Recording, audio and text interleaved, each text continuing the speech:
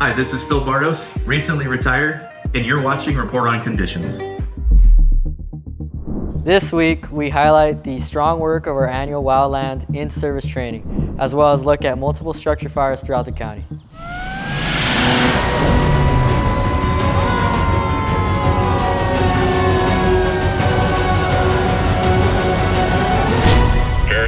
Engine 1 with report on conditions. Hi, I'm Firefighter Malesio, and welcome to another episode of Report on Conditions. It's been a busy past few weeks, including the training sessions of our rehired firefighter ones, which prepares them to work on a fire engine. Let's go see what the training looks like. My name is Joseph Fajardo. I'm an FAE paramedic for Riverside County, Jurupa Valley. This week, this is our first annual rehire for 2024. We have the rehires and the new hires coming from out of unit, and we're getting them ready for their opening season, which kicks off on April 15th. This year we had 61 rehires assigned to Riverside and approximately 20 to 25 of them from out of the unit. The week consists of them getting ready, fire ready to go back to the stations. The state mandates what things they're looking for the firefighters, donning and doffing their structural PPE, their wildland PPE. It also entails them deploying their shelters for emergency use. Then they also have to throw the ladders that are assigned to the Type 3s, which is their 3-section 20s. They have to show proficiency with their SCBA donning, and they also have to do a forward lay and a pre-connect.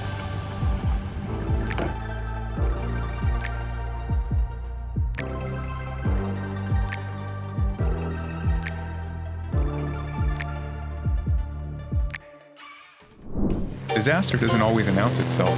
That's why you need to plan ahead when disaster decides to pay a surprise visit. Most apartment fires begin in the kitchen, especially when food is left unattended. Fire extinguishers should be your first line of defense. Always have one in your kitchen and know how to use it. Do your smoke alarms work properly? Test them monthly and replace their batteries at least once a year. Know the building layout like the back of your hand. Practice EDITH, exit drills in the home, and have at least 2 exit routes planned. Remember, in a multifamily dwelling, otherwise known as an apartment building, fire safety is a shared responsibility. Look out for yourself and your neighbors.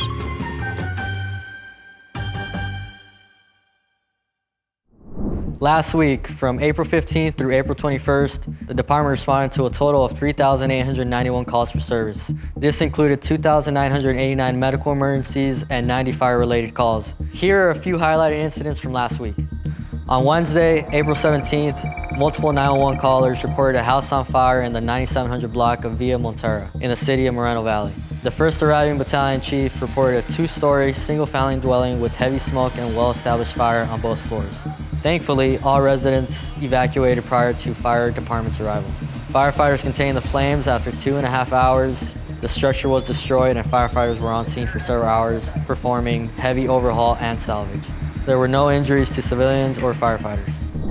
In the early morning hours of Friday, April 19th, firefighters responded to multiple reports of a building on fire near the intersection of Avenue 81 and Harrison Street in the unincorporated community of Oasis.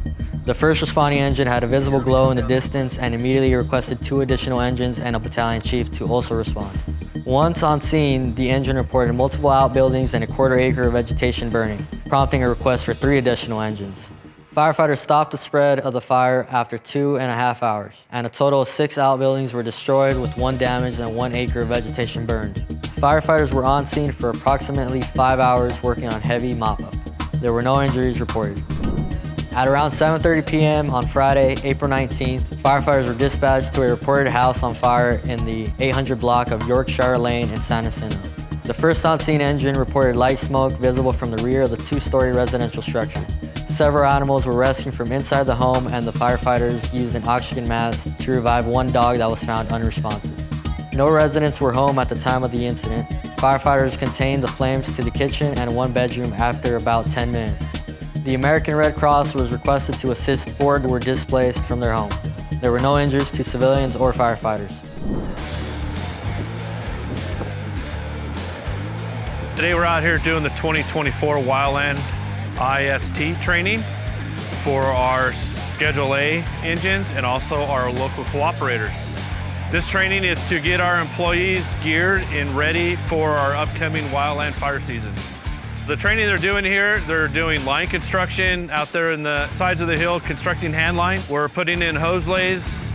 We're doing mobile pumping with our engines. We're also drafting from our engines from a local water source. We're doing our structure defense training and also structure triage. The other thing we're going to be doing is our command and control with our company officers. The ultimate goal is just to get our folks ready to go for the upcoming wildland season, get those gears turning, get those things that we don't do every day back into their slides, into their heads, so when the real incidents do come, our folks are ready to go. Our company officers are going inside a room with our instructors, simulated of a fire, where they're arriving on scene. Our dispatcher's giving them a full wildland dispatch. They're ordering resources, they're talking to the resources that are coming in, placing them in strategically where they want them around the fire. Also talking to our aircraft, which is giving them updates and progress of what their fire's doing, where the fire's going, and what it's gonna be hitting. At the end of their scenario, our lead instructor will talk to the company officer. He'll give them all his goods and bads, how to make corrections, making it a learning environment, not a negative environment, so that we'll take this home, they can use it in the future. They're going to be doing a structure triage, assessing the structure as far as, is the structure defendable? How's the defensible space around the homes? Is there access for our fire engines to come in? Is there a water source? Anything that's flammable around the homes, I'll prep the structure. If they can defend this home safely and appropriately, when time does permit, they're still able to get out and save themselves. This is valuable for our firefighters, especially with our structure defense, because when these situations hit them, they're already ready and know what to do, and they can react. Thanks to the Twin Pines Ranch property owner, Michael Drake and Frank, for allowing us to use this 1,500-acre facility for our training for the second year in a row. Of all child vehicular heat stroke deaths, 54% of them were caused by parents unknowingly leaving their child in the car. It is important to look before you lock. On a sunny 85-degree day, the inside of your car can reach nearly 119 degrees in just 30 minutes. This has to do with the type of radiation that is being emitted. The sun emits visible light in the form of short wavelengths. These wavelengths can pass through glass windows and get absorbed by the car's interior, causing it to heat up and warm the air in the car. The interior, however, emits long-wave radiation. These wavelengths cannot pass through windows. Therefore, the radiation gets trapped inside and accelerates the warming.